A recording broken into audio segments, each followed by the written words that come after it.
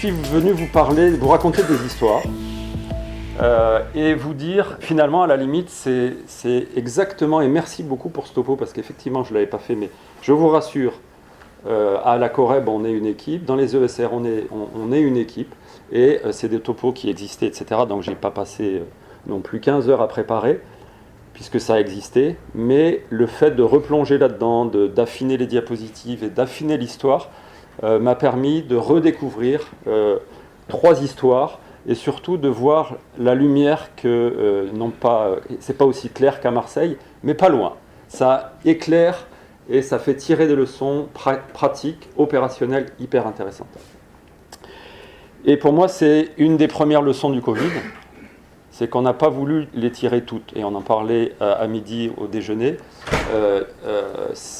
même s'il y a du mieux, et les historiens des épidémies le disent, il y a une sorte de sidération pendant les pandémies, pas pendant les alertes, pas pendant les épidémies, mais pendant les pandémies, il y a un tel impact sociétal qu'il y a une sidération psychique et les gens ne veulent pas se souvenir, et donc on a du mal à tirer les leçons. Et notre philosophie à la Coreb, c'est qu'il faut à chaque fois, donc c'est pour ça que ça plaisait à Mathieu, parce que forcément, qui dirait texte dit connerie.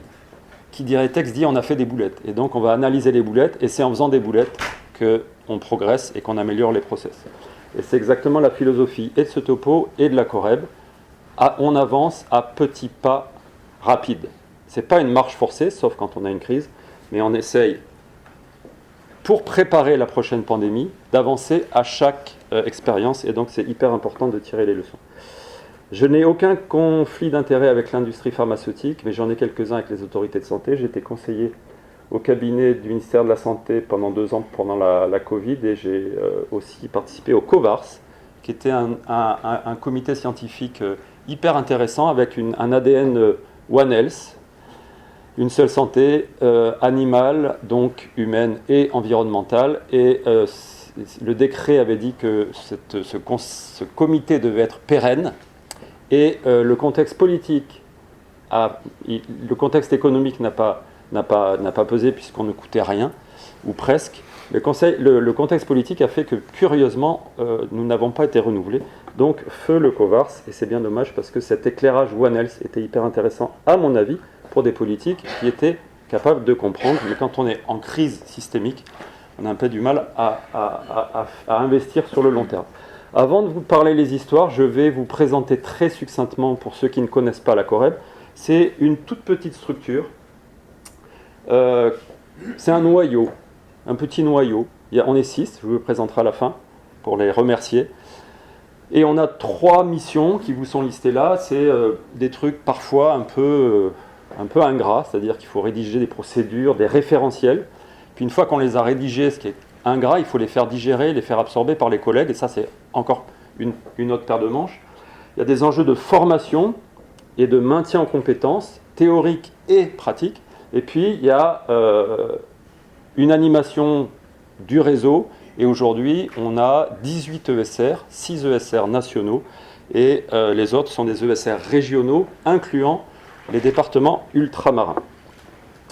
On est directement connecté avec le ministère de la Santé, DGS et DGOS, et ce qui est passionnant dans cette activité, c'est qu'on est le croisement, par ce noyau, d'un axe vertical, puisqu'on est directement en lien avec la DGS et la DGOS, donc la Direction Générale de la Santé et de l'Offre de Soins, et on croise l'horizontalité du terrain. Et on essaye de faire remonter les informations et de les faire redescendre, entre guillemets, si tant est qu'on ait une vision descendante ou verticale, mais c'est sûr qu'il y a un axe vertical, et nous on essaye de croiser et d'être le plus transparent et le plus bienveillant avec tout le monde, et cette bienveillance passe par une transparence. C'est-à-dire que de temps en temps, quand il faut dire les choses à nos collègues de la DGS, quand il faut faire remonter des informations de terrain, on le fait, on ne se gêne pas. Maintenant, ils savent que c'est pour aller dans le bon sens. Et les interactions sont extrêmement bénéfiques, je pense. La Coreb est aussi, et c'est important dans la période actuelle, branchée dans son ADN au service de santé des armées. Et dans la Coreb, il y a du E, épidémique, et il y a du B, biologique. Et dans le biologique, il y a du bioterrorisme. Il y a des agents de la menace, et aujourd'hui, on est de plus en plus sollicité pour ce type d'agression potentielle qui pourraient être très... On l'a bien vu d'ailleurs avec les enveloppes au début du siècle aux États-Unis, très peu de cas, mais une bordélisation totale du système et des dizaines de millions de dollars dépensés pour un risque. Je vous présente très rapidement, donc je vous ai dit que la Coreb c'était un noyau, un petit noyau, et qu'autour on avait un réseau. Et plus je vieillis, plus je prends des poches sous les yeux, plus j'évolue dans un système hospitalo-universitaire comme le vôtre, extrêmement élitiste, extrêmement stimulant, extrêmement excitant sur le plan intellectuel. Mais je me dis aussi que, et donc c'est assez descendant et vertical et pyramidal, et ce qui est très sympa à la Coreb, et pour moi c'est hyper important, parce que c'est la meilleure structuration pour réagir vite, c'est que le réseau se doit d'être horizontal. Et la Coreb est très horizontale. Elle est très multidisciplinaire, très pluriprofessionnelle, et vous voyez qu'on arrose très large. On arrose, je vous ai parlé du service de santé des armées, évidemment Santé publique France est un partenaire majeur. On est en train de plus en plus de se rapprocher des ONG, parce qu'ils savent gérer des crises, ils ont l'expertise opérationnelle et organisationnelle de la gestion de crise, ils savent ce que c'est que des contraintes de terrain et de la logistique. Et donc, petit à petit, on étoffe notre réseau au sein de ce petit noyau, et vous faites partie de la pulpe autour du noyau, entre guillemets, si je puis dire. Et pour nous, c'est hyper important d'avoir un fruit parfaitement mûr, qui ne pourrit pas. Et donc, je veux parler du changement perpétuel. C'est-à-dire qu'en gros, excusez-moi pour ces images postprandiales, j'ai pas pris de dessert. Et après, je vais raconter des histoires, vous inquiétez pas, mais vraiment, pour nous, c'est hyper important, cet ADN du réseau, parce qu'il est hyper adaptatif, flexible, et hyper résilient et robuste. Première histoire, et donc là, on va se mettre dans la Coreb, et on va regarder dans le rétroviseur. Et donc, je vous ai pris les 3 dernières histoires les plus signifiantes en termes de messages. Et donc, on va faire un retour en arrière. On va commencer par la plus récente, celle que vous avez vue probablement passer par les alertes. C'est les 2 cas de MERS, de retour de la péninsule arabique, en novembre 2025, qui illustrent certains points assez intéressants à rediscuter avec vous.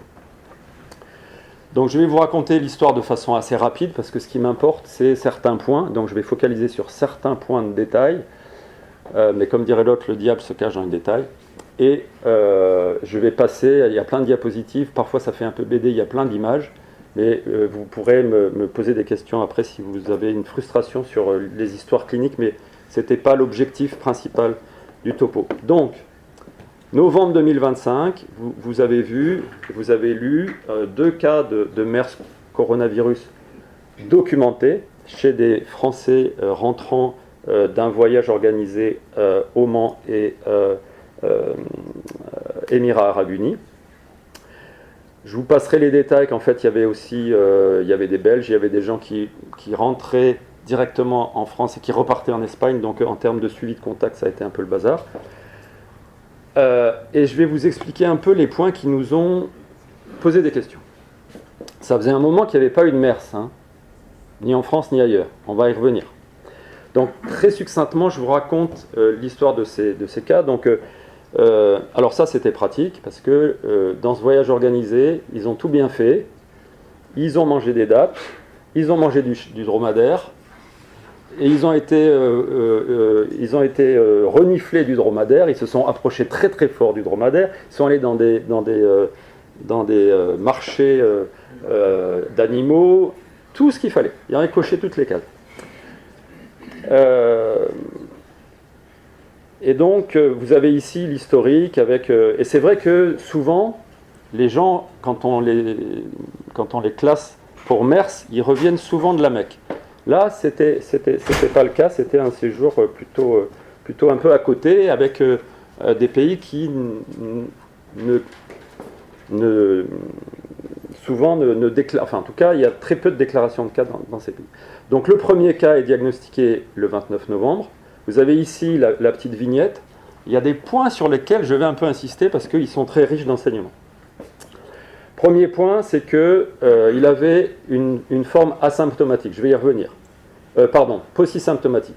Juste un rhume. Il était immunodéprimé. On va en reparler, mais le prélèvement nasopharyngé était négatif pour MERS.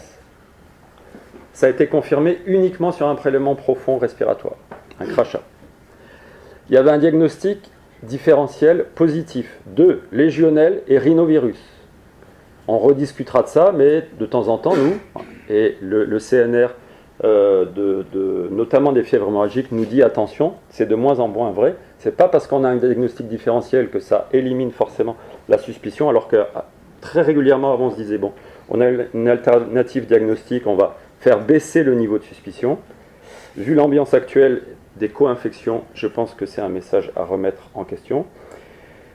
Et puis je vous ai dit les différentes expositions, et évidemment, il est rentré en avion, il a pris le taxi, etc., etc. On va y revenir. Et il y a plein de contacts hospitaliers. Je rappelle, c'est en novembre, en pleine période saisonnière hivernale des virus respiratoires. Vous allez voir que de temps en temps, je vous parlais de sidération psychique, vous allez voir qu'on est bien sidéré, même dans les établissements de santé. Je ne vais pas faire le détail de cette diapositive. Le patient est très fragile. Il est transplanté cardiaque, il a plein d'antécédents, il a des traitements immunosuppresseurs, il a un insuffisance rénale, il a une pathologie interstitielle pulmonaire chronique. Bref, on est sur un terrain fragile. Il est paucisymptomatique. Il tousse, il crachouille un peu, il a à peine de la fièvre, il est hospitalisé parce qu'il est transplanté cardiaque, il va en cardio, évidemment. Et en cardio, que ce soit en avril ou en novembre, on ne met pas de masque. On ne fait pas de l'infectieux. Donc il n'y a pas de masque. Les soignants ne mettent pas de masque. Le patient a des signes respiratoires, il ne met pas de masque non plus. Donc on a une ribambelle de soignants qui sont exposés directement aux patients, dont les prélèvements révéleront un MERS. Donc il fait une unité sans masque, il fait 2 unités sans masque, 3 unités. Le prélèvement, la PCR biplex grippe Covid est négative. Antigénurie légionnelle, c'est un détail, négative. Et puis on finit par faire un ECBC quand même. Il est transféré une fois, il est transféré 2 fois. Et puis on récupère le résultat du BioFire. PCR multiplex du crachat, pas du nasopharynx. Résultat, MERS positif. Légionnelle positif. Petit affolement. Et après quelques jours d'hospitalisation, le patient va bien, mais les soignants sont un peu stressés quand même. Et bizarrement, ils remettent des masques. Je vous la fais courte, le patient est transféré évidemment dans le SR de Lyon. On fait, comme dit Isabelle, on tourne un peu les vis et on fait une prise en charge adaptée REB, etc. Mais Mathieu, là, tu as des premières boulettes, on est content, on fait tous des boulettes et c'est normal, il faut apprendre de nos erreurs. Donc l'évolution vous est présentée ici, il a un traitement spécifique pour la légionnelle, il a une prise en charge adaptée pour le MERS, il n'a pas de signe de gravité, malgré son immunosuppression, il n'a pas de traitement spécifique. Mais vous voyez qu'on a une co-infection clairement documentée. Je ne sais pas vous, mais nous, par exemple, de retour de la Mecque, on classe des MERS, la plupart du temps c'est du virus respiratoire banal, et on a plein de légionnelles. Donc c'est vrai que là aussi, on avait la cerise sur le gâteau, la légionnelle sur le MERS. Patient immunodéprimé, évolution au cours du temps, vous font remarquer deux petites choses importantes. La première, c'est que il va lentement mieux, puis il se dégrade, et vous voyez là, vous avez en bas, alors est-ce que j'ai, oui, normalement. Vous voyez ici l'équivalent de la charge virale en CT. Il était on avait une charge virale, entre guillemets, une excrétion virale intense. Et puis, il redevient, entre guillemets, il réexcrète du virus de façon importante. C'est classique chez les patients immunodéprimés. Il redevient fébrile, il redevient inflammatoire, et donc il finit par avoir du remdesivir et par avoir un petit allègement de son traitement immunosuppresseur. Deuxième épisode. On avait fait une investigation autour du cas, avec tous les contacts à risque, etc. Et on n'avait trouvé aucun cas positif autour de celui-là. Et c'était essentiellement des patients soit paucisymptomatiques, soit asymptomatiques. Il n'est pas question de leur faire un crachat induit. Donc on avait fait du nasopharynx à tout le monde. Et tout était négatif. On relit la littérature, on relit très consciencieusement les recommandations du Haut Conseil de santé publique de 2015, qui spécifient bien que pour le MERS, le virus est quand même très très bas dans la voie respiratoire, et que dans la mesure du possible, il vaut mieux faire des prélèvements profonds. On reprend tout le monde et on refait, ils étaient ravis, des crachats induits ou des prélèvements en tout cas profonds. Qu'est-ce qui se passe? Un patient qui n'était pas immunodéprimé, qui n'était pas symptomatique et qui a fini par faire une petite rhinite, s'est révélé positif sur le crachat, alors qu'il était négatif en nasopharyngée. Il avait aussi eu les mêmes expositions, les dattes, les chameaux, les dromadaires, etc. Et on a une évolution favorable et une cinétique virale en une seule séquence, avec une baisse progressive et spontanée de la charge virale. Petite réunion avec SPF. Le contact tracing, qu'est-ce qu'on fait? Ne faut-il pas être un peu plus invasif, un peu plus agressif, un peu plus proactif que ce qu'on avait retenu des dernières expériences? Et donc, on a repris tout le monde avec les prélèvements profonds et avec le CNR des virus respiratoires, on s'est même posé la question de savoir s'il ne fallait pas aller encore au-delà, c'est-à-dire des PCR sur d'autres liquides biologiques que respiratoires, les sérologies, parce que, etc., etc. Et donc, je vous la fais très courte, mais on s'est posé, et ça c'est la première fois qu'on le faisait. Et ce qui est curieux, c'est qu'on en avait parlé ensemble avec la DGS et avec SPF. On s'est posé sur ces deux cas, et on a essayé de faire de l'épidémiologie interventionnelle un peu plus musclée que le contact tracing classique avec SPF. Ça n'a pas été totalement fluide, parce qu'évidemment c'était une procédure un peu nouvelle. Mais globalement, c'était très positif. Et on a fait bosser les ESR et les CNR ensemble, SPF et la COREB ensemble, sur des réflexions d'investigation autour des cas. Et on a fait ce que je vous expliquais tout à l'heure, des prélèvements un peu plus musclés que ce qu'on faisait d'habitude et ce qui est recommandé dans la fiche COREB. Probablement un peu en excès quand même, hein, mais on était presque dans la recherche clinique, dans la recherche épidémiologique, avec des choses qui étaient même au-delà des recommandations du Haut Conseil de santé publique. Beaucoup de discussions. On n'a pas récupéré de cas supplémentaires. On a écrit des procédures de prise en charge, etc. On a eu des discussions avec le réglementaire parce qu'on n'était pas... cette fois-ci, on allait au-delà des recommandations du Haut Conseil. On n'a pas eu une forte adhésion des personnes qui avaient été exposées à ces risques parce que, en fait, on les re-stressait alors que pour eux, tout allait bien.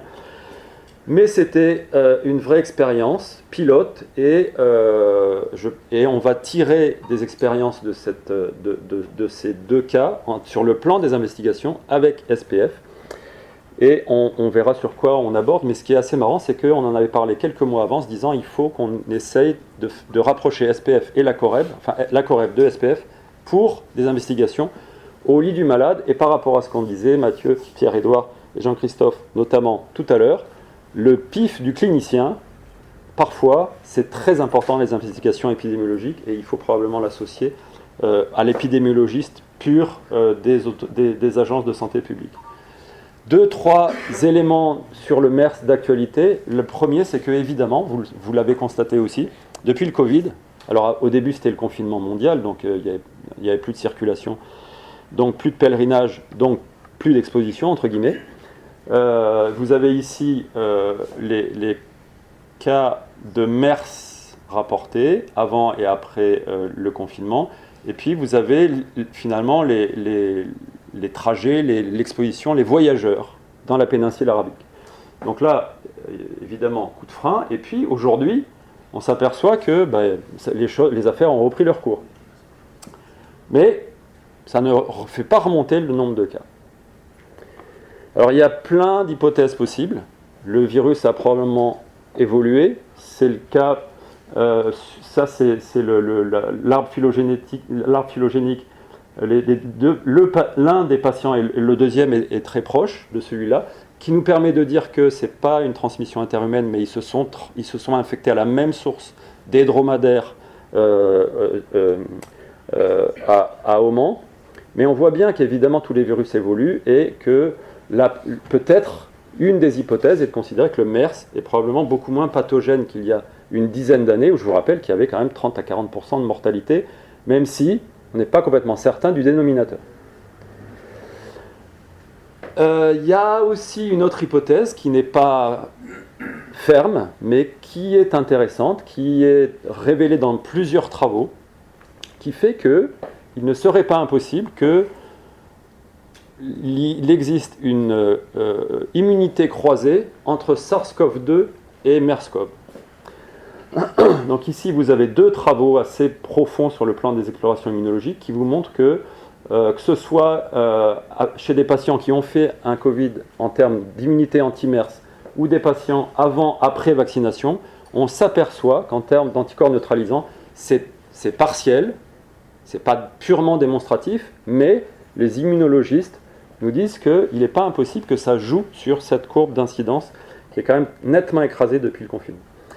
Donc les premières leçons, les leçons de ce premier chapitre, j'ai essayé de prendre les principales. Le premier, il est très clair et pour nous, c'est un de nos credos à la Coreb, c'est qu'il ne faut pas louper le premier soignant en face du premier patient.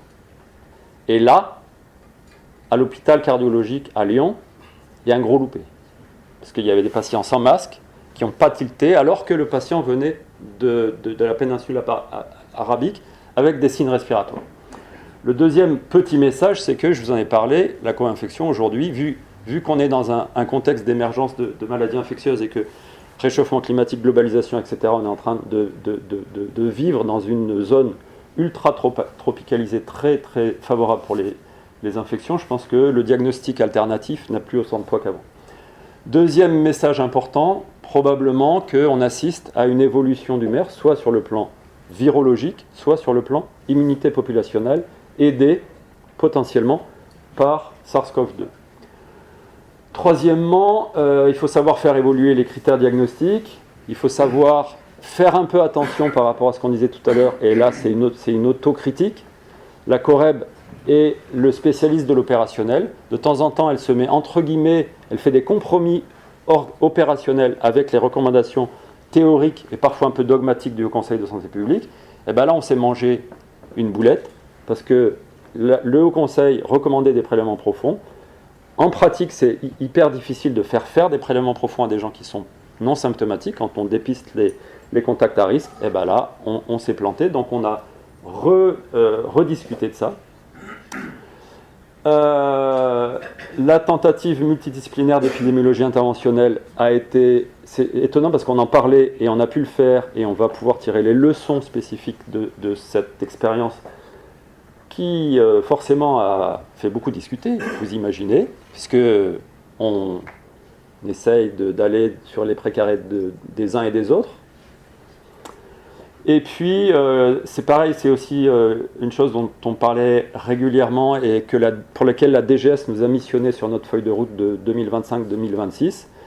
La DGS nous a demandé d'apporter un module recherche opérationnelle au sein de la Coreb avec vous, les ESR, nationaux, régionaux, on en reparlera à la fin. Mais là, c'était vraiment une expérience pilote pour voir tout ce dont on avait besoin, si certains en doutaient, et tout ce qu'il fallait faire pour qu'on arrive à faire les choses correctement. Deuxième chapitre, et je ferai peut-être le jeu des questions, Mathieu, à la fin. Deuxième chapitre, donc on regarde dans le rétro, on laisse passer les deux MERS, on laisse les deux MERS nous dépasser, et on arrive à janvier 2025. Et cette fois-ci, on a un retour de la Mecque. Alors là, on est content, on se dit, no problème, retour de Mecque, c'est du MERS, pas de souci. On a un jeune homme en pleine santé, pas d'antécédents, un enfant, il est amoureux, il est marié, il a un jeune enfant de 1 an, c'est le bonheur.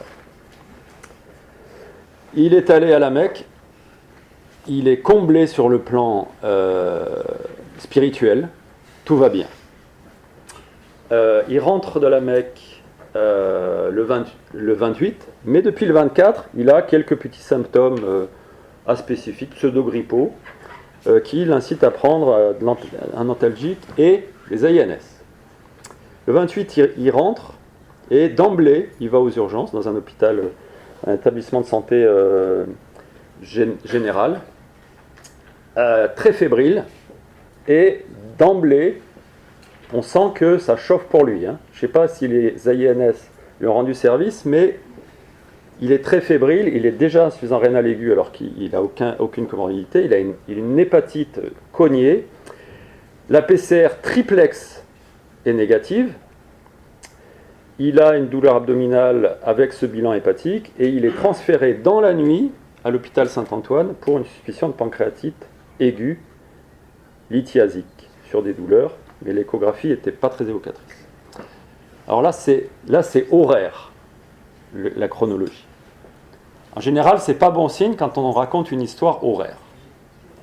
5 heures du mat, Paris s'éveille. Les choses n'évoluent clairement pas bien pour ce garçon. Vous voyez à gauche l'évolution clinique. Les stigmates biologiques sont graves. Thrombopénie franche, baisse du TP, insuffisance rénale aiguë qui s'aggrave. Syndrome inflammatoire monstrueux, PCT 130. Hépatite fulminante, etc. Est-ce qu'on a ici, vous verrez après, CPK 4000, enfin bref, c'est la cata. C'est la cata, le scanner ne montre pas grand-chose. Le TT il est quasiment choqué, on n'a rien de particulier. On a des premières investigations qui restent négatives. L'APL, il avait un petit syndrome méningé, l'APL reste normal. Les hémocs sont toujours en cours. Le palu est négatif, thrombopénie, fièvre, etc. Même si c'est la MEC, c'est pas très fréquent, quand même on y pense. Enfin, les collègues de Saint-Antoine y pensent. Traitement probabiliste, voilà, mais je vois rien de... Et remplissage. 5 heures du mat. 11 heures. Ça va pas mieux. Sachant que le patient a été hospitalisé le soir, la veille au soir. Ça va pas mieux du tout. Lactate à 8, anurique, marbré. Je vous laisse lire. C'est la cata. 26 ans, pas d'antécédents. On ne sait pas ce qu'il a et il est en train de glisser. Intubé, noradré, remplissage, etc. On lui pose un cathé de dialyse et entre 10 et 11, Saint-Antoine appelle le SR. C'est ma collègue qui l'a en ligne. La MEC, choc. Alors, en fait, je ne vous ai pas... Mais c'est ça que je vous ai oublié de vous dire. Bon, il est choqué, il a une CIBD, mais il saignote. Il saignote. Et il se trouve qu'à Saint-Antoine, on a une collègue qui connaît très très bien les fièvres hémorragiques virales.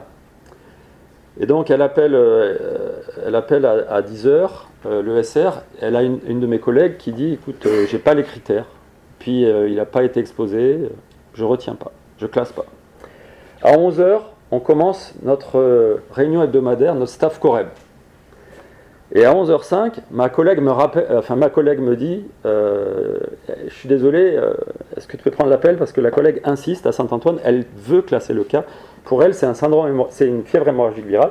Elle en a vu sur le terrain, c'est exactement comme sur le terrain. Elle veut classer.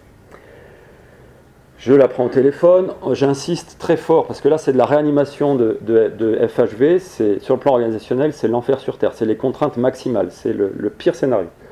Et en même temps, il n'avait pas d'exposition massive et il était clairement choqué. Donc je négocie, entre guillemets, je discute, je challenge à mort la dengue, le palu, la méningite, le choc septique apiogène, etc. On passe tout en revue, mais ça fait que 12 heures qu'il est hospitalisé, donc on a peu de recul. Malgré tout, à 12 heures de recul, les hémocs et le LCR ne poussent pas. Bon. Le palu, premier test négatif. Bon, la dengue. La PCR est négative, les anticorps sont négatifs. Ça fait... après, a priori, ça fait à peu près 5 à 7 jours qu'il est symptomatique. Hépatite fulminante, pour le moment, on n'a rien. Donc on n'a pas de diagnostic alternatif. Et en face, au téléphone, la collègue me dit... je te dis que c'est une fièvre hémorragique virale, s'il te plaît. Si tu veux, je m'accroupis, ce que tu veux, mais il faut classer ce malade.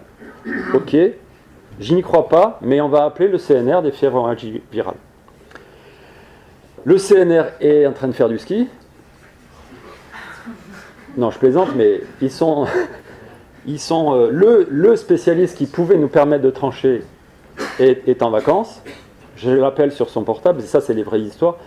Il s'arrête en plein milieu d'une piste rouge et on fait la téléconférence avec le collègue de Saint-Antoine qui est là, prête à s'accroupir devant le CNR, qui a ses skis aux pieds. Et là, on les connaît, les critères de classement. Et il rentre, il rentre. Il n'est pas exposé. À première vue, il n'est pas exposé. Et puis, à la vue du C, parce que la MEC, je vous ai dit tout à l'heure, c'est du MERS. Et pour ça, je vous conseille. Mais en même temps, à la Corrèbe, on ne sait pas tout, nous. On est des spécialistes de l'opérationnel, on n'est pas des purs infectiologues hyper bordés, même si certains le sont un peu. D'ailleurs, à ce sujet, on a fait une veille épidémiologique bimensuelle pour aller plus vite quand on a justement un doute comme ça, pour ne pas se tartiner tout le reporting de CDC, l'OMS, etc. Donc et vous pouvez y avoir accès sur le site de la Corrèbe. Mais là, ça ne nous suffisait pas parce qu'on allait chercher un mouton à 5 pattes. Donc le CNR, évidemment, quand tu cherches un mouton à 5 pattes, surtout pour des Marseillais, tu le trouves, le mouton, pas très loin dans les pâturages. Et donc oui, le CNR nous dit, bah oui, ça peut être un Kiasanour, ça peut être un Alcourma, etc. C'est pas impossible. C'est probablement une dingue, etc. Mais je peux pas non plus vous dire que c'est pas une vallée du Rift ou un Crimée-Congo. Bon. Donc tu classerais. Allez, on classe. C'est parti mon kiki. Donc il a, évidemment, c'est ce que je vous disais, il a des critères, et le FHV nous dit, je ne peux pas vous dire que c'est pas ça, même si c'est sur des choses extrêmement peu fréquentes. Donc on classe, et c'est parti, on arrête tout à Saint-Antoine, tous les prélèvements, on arrête tout, tout est bloqué. Agent 4, hein, ils sont pas REB, il n'y a pas de PSM3, on arrête tout. On arrête l'AREA, il n'est pas dialysé, on est obligé. Et j'avais prévenu 15 fois les collègues de Saint-Antoine en leur disant attention, hein, on va bloquer tout. Hein, et le transférer avec l'Epi Shuttle, l'équipe nationale REB, ça va nous prendre des heures. Donc, moi je veux bien que tu t'accroupisses devant moi, j'aime bien, hein, ça me fait... Mais attention. Et on envoie les PCR, etc., le triple emballage, bref, la procédure REB, donc on se déguise, certains... il y a plusieurs modes, Saint-Antoine, machin. Et je vous ai remis ici que c'est vrai qu'on avait, pour le moment, tout était négatif. Et donc, on a une concertation avec les réanimateurs de l'ESR et de Saint-Antoine, et on se dit ce qui peut se faire encore dans un ES, et ce qui ne peut pas se faire dans un ES, notamment l'épuration extra-rénale, etc. 16 heures. Quand même, on a classé un cas Réa FHV, on y croyait mezzo voce, avec un patient jeune qui glisse, qui dérape.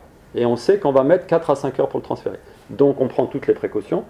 On est d'accord, hein, mais évidemment, donc là on fait la triplette avec l'ARS, qui inclut la CIR SPF, le SAMU, etc.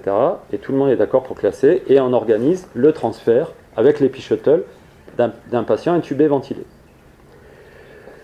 Première mise en action de l'équipe nationale REB, hôpital Henri Mondor avec leur superbe hélicoptère. Ils avaient tous les trucs en place, mais là, ils se mettent en action. Donc, au bout d'une demi-heure de visio, ils me disent attendez les gars, nous on arrête, on a ce qu'il faut qu'on aille se préparer. Ok, ils vont se préparer. 21h, ils sont prêts. 16h30, 21h. On ne peut pas leur reprocher. Hein. Nouvelle procédure, c'est la première fois qu'on stimule. Qu'on stimule le NREB. Mais nous aussi, il faut qu'on se prépare, parce qu'il faut vider un secteur de réanimation pour accueillir une possible fièvre hémorragique virale. Donc, plein mois de décembre, on est encore dans la saison hivernale, les réas sont blindés, et moi j'appelle mon collègue, réanimateur, salut, ça va ? n'aurais pas 4 places de réa. Évidemment, on classe le patient avec les réanimateurs, parce que si on ne fait pas ça, c'est engueulade assurée. Et donc, une fois qu'ils ont classé avec nous, bah, il faut qu'ils trouvent 3 places de réa. Donc les SAMU, ça part dans tous les sens, transfert, Evasal, etc. Il faut une nouvelle équipe de réa, la direction, RH, les cadres sup, tout ça. Bon, super. Et on rappelle les gens, formation express des gens qui n'étaient pas avec le turnover, etc. Et on se prépare. Donc vous voyez qu'on a des magnifiques... Bon, je ne devrais pas montrer ça à l'IHU de Marseille, mais c'est pas grave. Donc là, vous êtes à Bichat, n'est-ce pas? On a des superbes lignes. Des fois, elles s'arrêtent dans la chambre, c'est normal. Les secteurs propres, secteurs sales, etc. Bref, on fait ce qu'on peut avec les moyens du bord. Et de l'autre côté, le SAMU arrive à Saint-Antoine, à 20h15. Et donc là, c'est l'Epi Shuttle, magnifique. La bulle, hyper anxiogène. Et puis, ben, on sort les déguisements de cosmonautes, jaune poussin, les hommes, les masques, les gants, les surblouses et tout le Bataclan. Et on n'y voit plus rien, on n'entend plus rien. Je ne sais pas si vous avez, pour ceux qui l'ont mis, vous entendez à peine, vous hurlez comme un beau diable, vous suez comme un bœuf. Tout va bien. Et donc, vous faites une réa d'un gars qui est en train de glisser de 26 ans. Vous transférez, je passe les détails, je vous ai dit qu'il y avait une petite partie BD. Et à Paris, le soir à 20h15, il n'y avait plus les bouchons. Sur le périph', donc, puis bon, c'est quand même le SAMU, donc 15 minutes après, ils arrivent à Bichat. Et on débarque à Bichat et on pousse l'Epi Shuttle dans cette magnifique réanimation des maladies infectieuses de Bichat, qui est une Mecque. Et donc vous voyez quand même, le patient, il est grave. Hein. Il est moche, il est très mal en point. Mais c'était aussi, une fois qu'on l'avait classé, la seule façon de lui faire une réanimation invasive, agressive, potentiellement efficace. Je vous décris la situation à l'arrivée à 23h. Donc là, il est stabilisé, techniqué. Comment dire? Ça va pas fort. Ça va pas fort sur le plan respiratoire. Ça va pas fort sur le plan hémodynamique. 4 mg/h de noradré. Et lactate à 9. Ça va vraiment pas fort à 23h. On fait tout ce qu'on peut. Enfin, surtout mes collègues de réanimation. Et malheureusement, le patient décède à 5h36. Ils ont fait tout ce qu'ils ont pu, expiration extralatérale, N-acétylcystéine, etc. La cata, ils ont renforcé l'antibiothérapie, la cata. 26 ans, marié, un enfant de 1 an. La collègue de Saint-Antoine m'envoie un texto à 5h37 en me disant le patient est décédé. Elle était catastrophe. On annonce le décès à la famille, c'est évidemment la catastrophe, et puis on ne sait toujours pas ce qu'il a fait. Hein. Je ne sais pas si vous avez des hypothèses, mais c'est pas clair. Il est parti comme une torche. Et il n'avait jamais fait de problème infectieux dans l'enfance, rien. Je suis en train de cramer tout mon temps. Je vais me dépêcher. Donc on déclasse le cas pour faciliter les explorations. On lui fait du post-mortem. On avance, parce qu'on veut savoir ce qui s'est passé. Pour la famille aussi, c'est important. Et je vais vous la faire rapidement. On n'a rien dans les explorations classiques. Il se passe quelque chose au niveau de la dengue. Il y a quand même des PCR qui sont faiblement positives. On a l'antigène NS1 qui est faiblement positif. Il y a un truc potentiel là-dessus. Et puis, on a le NGS dans le sang qui montre un paramyxovirus aviaire, mais à des quantités phénoménales. Bon, on fait la littérature. Il y a quelques cas d'encéphalite à paramyxovirus aviaire, très très peu, mais quand même on a du mal à acheter. Il était un peu méningitique, mais il n'était pas du tout encéphalitique. On ne comprend pas très bien. Il était hyper inflammatoire. L'anapathe, pour être exhaustif, montre une hépatite fulminante. La toxico, bon, il y a des résidus d'AINS, etc., mais il n'a rien pris qui nous est caché. Donc là, on fait non pas un rétex opérationnel, etc., sachant qu'on avait fait le rétex opérationnel, alors je ne vais pas vous le... là, on avait fait le déclassement et puis on avait fait une visio, et bon, je vous passe les détails parce qu'il y a plein de sociologie de crise aussi, mais à Saint-Antoine, c'était dur pour eux, très très dur. Et autant ils avaient un peu poussé à classer, autant ils nous expliquaient, attendez les gars, quand vous classez, il faut faire attention quand même. Il y a une perte de chance potentielle pour les malades. Ah ben oui, on est bien au courant. Je pense que ça n'aurait absolument rien changé pour lui, mais c'est un message important. C'est sûr que quand on surclasse les patients en réanimation sur des FHV, c'est sûr qu'il y a 4 à 6 heures dans le vide.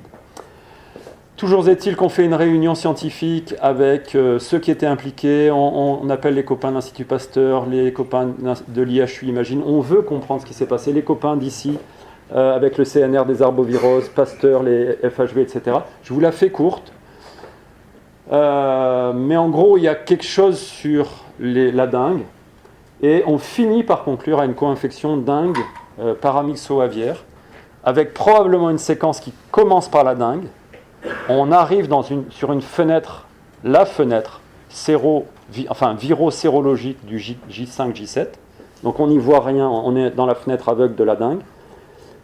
Probablement sidération immune, qui fait le lit du paramyxo-aviaire, qui sévit plus souvent dans la péninsule arabique qu'en Île-de-France.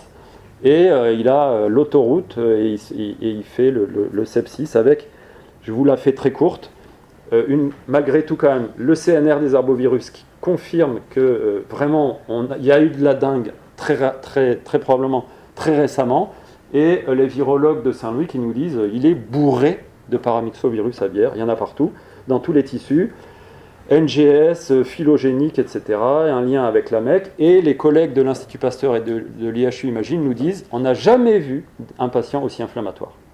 Même sur les orages cytokiniques du Covid, qui tapait fort, le gars il est 6 mètres au-dessus de la barre. Il a fait un orage cytokinique massif. À coup d'interféron, à coup de cytokine, il a explosé le plafond de verre. Et donc, au total, on a une co-infection avec une sidération immune qui a fait le lit du deuxième virus. C'est un classique. Et donc, je vous disais, la maladie de Newcastle, c'est paramyxovirus mono-infection, ça fait des encéphalites, c'est rare, c'est un peu émergent, mais enfin c'est ça. C'est probablement le coup de l'association des malfaiteurs. Donc deuxième chapitre, les leçons, le rappel douloureux de la fenêtre virologique, j'en ai parlé, l'impact de la co-infection, ça rappelle un peu les diagnostics différentiels et le fait que ça a beaucoup de moins en moins de poids, l'impact de la sidération immune de la première sur la deuxième, ne pas surclasser les malades.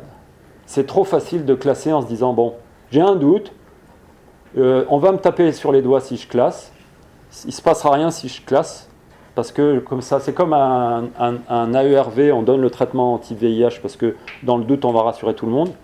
Non, pas dans le REB. Surtout pas en réa, surtout pas sur du classe 4, donc attention, ne pas voyager surclassé. Et là, on pourrait en parler pendant la discussion, je vais aller très vite sur le troisième chapitre. On a besoin d'avoir des équipes de recherche adossées aux équipes de soins pour faire des explorations profondes. Et je pense que ça, c'est un enjeu massif de la COREB dans les années à venir. La DGS nous le demande, il faut qu'on soit capable d'inclure les gens dans des cohortes chaudes, sur des cas qu'on ne comprend pas, sur des épidémies émergentes, pour prendre un coup d'avance. Et puis, je vous parlais, je ne vais pas trop détailler, mais en termes de sociologie, des comportements, des réactions, on sait que la crise, le stress, l'angoisse exacerbe un peu les réactions, et on va le travailler aussi au sein de la COREB avec des spécialistes de la gestion de crise. Dernière histoire rapide, c'est cette fois-ci en février 2024. J'ai encore le temps de la faire courte. Ouais. Celle-là aussi est assez originale et elle fait tirer plein de leçons. Je m'excuse parce que les diapos sont un peu chargés, mais je vais vous la raconter, je vais vous faire un résumé du résumé. Le 5 février, Morgane, que vous connaissez, Morgane Maille, ESR, Bichat, est appelé par un collègue de Tenon qui lui raconte une histoire d'un patient dialysé originaire du Mali qui vit en France, qui est rentré au pays, qui est revenu avec un syndrome hémorragique, peu fébrile mais dialysé chronique, avec une hépatite, une touche hépatique. Et le syndrome hémorragique est réfractaire. Bon, il est hémorragique, il rentre du Mali. Question. On ne classe pas le cas. Mais quand même, c'est bizarre. Donc on appelle le CNR. Il n'était pas sur ses planches de ski. Et il nous dit, je suis d'accord avec vous, on n'a pas d'argument pour le classer. Il peut y avoir un peu de Lhasa, ou des choses, mais il n'y a pas grand-chose au Mali. C'était pas la saison, enfin, et puis c'est pas trop l'endroit non plus, même si ça peut au sud du Mali, etc. Mais enfin, c'est quand même tiré par les cheveux. Donc, on fait un compromis. C'est je ne devrais pas vous le dire, mais c'est la vraie vie qu'a demandé Bernard Lascola et Mathieu Millon. En fait, on fait la PCR avec les collègues lyonnais, mais on ne classe pas le malade. Un peu faux cul. Je vous l'accorde. Et tout est négatif. On est rassuré quand même, parce que quand tu fais ça, tu serres un peu les fesses. Et le patient décède. Quelques jours après, une patiente arrive chez nous à Bichat, d'emblée, spontanément, est hospitalisée dans le service pour petit syndrome hémorragique avec un point d'appel bronchopulmonaire. Et saigne pas trop, mais dans un deuxième temps, elle va se dégrader, il y a un petit doute sur un méléna, puis elle part en réa, et puis on en parle entre nous, et puis tiens, elle vient de Bamako, puis elle est dialysée chronique, la dame. Ah, c'est curieux. Elle glisse très vite, on ne sait pas ce qu'elle fait, et elle décède d'un syndrome hémorragique réfractaire. Bizarre. Évidemment, parce que sinon c'est pas drôle, il y a un jeune interne qui se blesse avec une aiguille creuse. T'inquiète, ça va bien se passer, on va te suivre, on va faire des prélèvements réguliers. Un petit anxiolytique pour la nuit et ça va passer. Et j'en prendrai un autre moi aussi. Parce que 10 jours après, coup de fil d'Avicenne, de l'ESR, à l'ESR, 41 ans, dialysé chronique Bamako. Ok. Présentation, hépatite, syndrome hémorragique. Méléna, etc. Bon, qu'est-ce que vous faites? Il se passe un truc à Bamako, visiblement. Et à la dialyse, potentiellement, merci Aurélie. Donc on est tous d'accord que là, il y a un petit cluster avec un point focus. Donc on ne sait pas où on est, on ne sait pas ce que c'est. Tous les prélèvements qu'on a fait à Tenon sont négatifs, mais on n'a pas eu le temps de tout faire parce qu'il est parti très vite. C'est un peu atypique, mais là on dit, on a une maladie X, on a une maladie inconnue, ça saigne, ça revient des pays du Sud, c'est très létal, on ne va pas prendre de risques, on classe Avicenne. Et du coup, on classe aussi, et du coup, on transfère le patient. Pareil, je vous la fais courte, on classe du syndrome hémorragique réanimatoire. Et donc, on retourne en réanimation Bichat. Et là, vous voyez, on a changé nos petits plastiques. Ils sont devenus verts, parce qu'on ne s'est pas remis de la première histoire. Et vu qu'ils sont un peu déchirés, on a mis du scotch, et on est bien.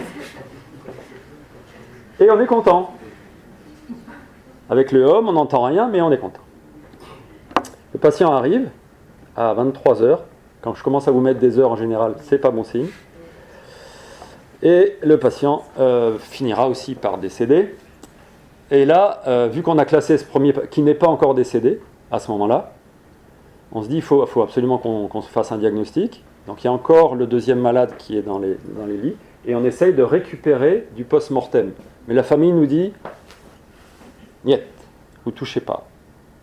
Même pas un prélèvement de Faner. Ouais, mais là, si tu veux, c'est le troisième cas, on ne sait pas s'il y en a d'autres après.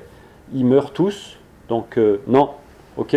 Donc là, c'est juste pour vous dire que heureusement qu'il y avait le directeur qui a téléphoné, etc., qui a trouvé un décret qui fait que sur l'article L 1211-2, on arrive à titre exceptionnel à faire ce qu'on veut quand il y a un enjeu de santé publique. Donc on a prélevé post-mortem et on lui a fait des prélèvements un peu partout pour essayer d'avoir des prélèvements frais. Il y a eu, donc je ne vous dis pas tout parce que j'ai accéléré la manœuvre, mais les cas venaient du Mali. La DGS était au courant des affaires, mais nous disait c'est Mali. Donc nous, on ne discute plus avec le Mali depuis des années. Si tu as des numéros de téléphone de collègues, vas-y, libre à toi, mais nous, on n'aura aucune info. Donc tous les jours, j'étais avec les collègues maliens, les dialyseurs, le ministère de la Santé, du gars qui connaissait X, qui connaissait Y, qui était encore en capacité de répondre et de donner des informations fiables. Et donc je passais à peu près 3/4 d'heure par jour, samedi, dimanche compris, pour essayer d'avoir des informations. Et puis, on a fait le... Donc ça, c'est un arrêté préfectoral qui autorise les gens de Bichat à prélever, vous voyez. Donc ça, c'était le texte de loi, et puis après, il y a eu un arrêté préfectoral. Bref, il faut avoir la direction, et ça, vous le savez très bien. On fait tout ce qu'on peut en toxico, on fait les fanères, la biopsie hépatique, etc. On envoie, et là, on se dit, attends, c'est probablement pas infectieux. On n'a rien qui traîne dans les fièvres hémorragiques virales, c'est probablement toxinique. Il doit y avoir une toxine dans les bains de dialyse, c'est pas possible. On fait comme Aurélie. Aurélie, hein. Pas une bonne mémoire des prénoms. Je ne vais pas faire de gaffe en public. Le patient décède. Et on n'a rien, et les analyses tox sont négatives. Quelle est votre hypothèse ? En fait, je vais vous la faire courte parce qu'on n'a pas le temps et je veux garder quelques minutes pour la discussion. En fait, avec les dialyseurs, on se dit, bon, bah, c'est pas très compliqué, on fait la biblio et en fait, on s'aperçoit que effectivement, il peut y avoir des cyanobactéries dans les bains de dialyse quand il y a mauvaise sûreté biologique et que cyanobactéries sécrètent des cyanotoxines qui sont hyper toxiques, surtout quand elles sont injectées en intraveineux direct. Les cyanobactéries, c'est ce qui fait fermer les lacs l'été quand il fait trop chaud, que le niveau baisse, que la température augmente. Les cyanobactéries s'en donnent à cœur joie. Il y a plein de toxines. Donc les chiens, quand ils vont se baigner, ils sortent, ils font caca partout. Et pour les enfants ou les humains, la cyanotoxine, ça existe. C'est pour ça que les baignades sont interdites, parce que ça donne des chocs toxiniques avec des encéphalites toxiniques.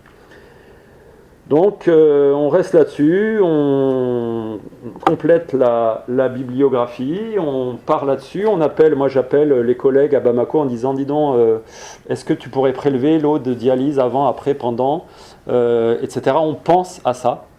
Et donc là on incriminait, entre guillemets, la qualité de leur prise en charge. Donc, mais j'étais encore sur des œufs, mais j'avais pas trop cassé d'œufs.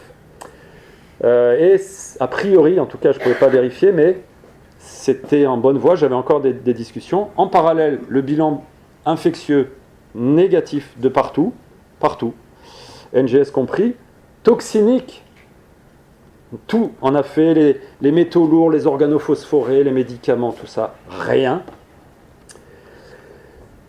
Et NGS, bilan hépatique, biopsie hépatique, tout ce qu'on avait fait avec le décret, l'arrêté préfectoral, rien. Et donc au bout d'un moment, on déclasse.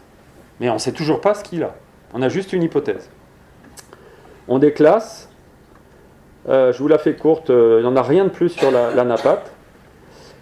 On fait bosser les collègues, donc là c'était l'eau, hein, c'était le bain de dialyse, donc Ifremer, le Muséum d'histoire naturelle, on élargit le réseau, donc là c'est la pulpe très très éloignée du noyau de la Corrèbe.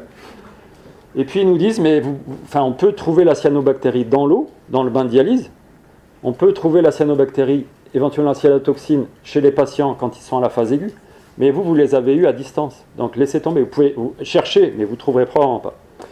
Il nous explique les microcystines, la etc. Rien n'est positif, mais on a une hypothèse qui est assez ferme, surtout parce qu'on n'a rien d'autre aussi, et que ça paraît extrêmement probable. On fait avec SPF, mais avec les problèmes diplomatiques. Et donc les autorités, les agences nous disent, nous on est un peu en retrait, donc débrouillez-vous. Donc on fait de l'investigation. On regarde les patients qui sont en train, en fait il y en avait 16 pendant la même période. On regarde ceux qui ont été dialysés, on regarde ceux qui ont été symptomatiques, on regarde ceux qui sont morts. 9 dialysés, 5 symptomatiques, 4 morts. Allô les gars, les collègues de Bamako, vous avez eu des soucis de ce type ou ça nous est réservé uniquement aux... Parce que je ne sais pas si vous avez réservé un lit ou un poste de dialyse pour les ressortissants français, je ne sais pas, mais est-ce que vous avez eu des soucis? Non, tout va bien. Ok, tout va bien. Donc j'ai gardé encore des contacts, on était en train d'essayer de leur faire des analyses dans l'eau, et puis le ministère de la Santé pond un MinSant en disant, il se passe quelque chose, Aurélie, il se passe quelque chose à Bamako dans les bains de dialyse. La principale, donc, patiente de retour de Mali dialysée à Bamako. Ok. Principale hypothèse, ok. Évidemment, ce MinSant arrive à Bamako. Et là, j'ai un appel. Avant, c'est moi qui les appelais. Là, j'ai un appel de mon collègue qui me dit, dis donc, ce n'est pas le même accent, hein. Mais là, c'est pas possible. Donc, on a coupé impossible de discuter, évidemment. Je te dis que c'est pas ça, et au final, ils nous disent qu'ils ont fait les analyses et que rien n'a été positif. Ce qui est possible, c'est qu'ils aient traité leur bain de dialyse, qu'ils aient fait exploser le taux de cyanotoxine, et qu'à distance, même s'ils ont fait les analyses, c'était négatif, et clairement négatif. C'est possible. On a fait les investigations sur tous les exposés en termes de contact, en termes d'exposition, en termes de clinique, etc. On a essayé de vérifier que rien n'était passé à travers les grilles de l'ESR. On a énormément bossé avec l'ESR tox, l'ESR biologique, l'ESR de la toxico. Il a fallu alors qu'on soit hyper flexible, il y avait des gros enjeux de communication, il y avait des gros enjeux diplomatiques avec les collègues du Mali sur des grosses tensions géopolitiques.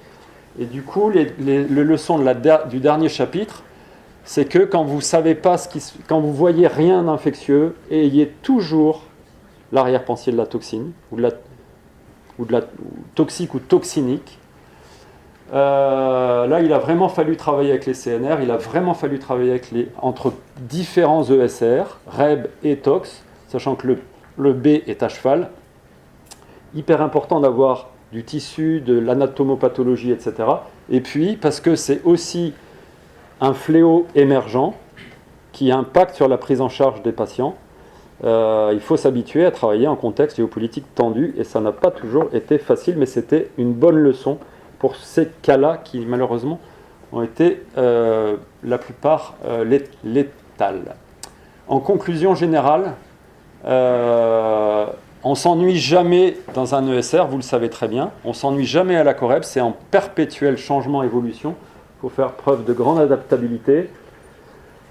C'est un travail en réseau. Et moi, je trouve, en tout cas sur le plan intellectuel et relationnel, que c'est absolument passionnant. Je vous ai parlé du croisement de l'axe horizontal-vertical. Quand ça flotte comme ça, c'est hyper important que ce soit bien en contact. Je vous ai parlé du module de recherche-action que la Coreb était en train de mettre en place avec un volet épidémiologie interventionnelle, avec SPF et l'Institut Pasteur, avec un volet observationnel, avec probablement la plateforme OpenRemi, et avec un volet sociologie des organisations avec ParisTech. Évidemment, pour moi, vous faites partie, vous êtes intégrés dans cette réflexion, et je serais ravi d'avoir vos retours. Et depuis plusieurs années, en tant qu'infectiologue, je suis en train de me convertir. Je ne suis pas encore un ayatollah, mais je suis de plus en plus un croyant et un pratiquant du One Health, parce que je pense que dans la période actuelle, c'est une des solutions, une des cartes. Et je vous l'ai mis là aussi parce que je pense que c'est la brique en amont du risque épidémique. Et avec mon université, l'école de Veto et l'Institut Pasteur, on est en train de monter un institut One Health pour arriver à désegmenter, à défragmenter et à casser du silo pour essayer d'y voir un peu plus clair dans la période un peu flottante actuelle. Je vous remercie beaucoup de votre attention.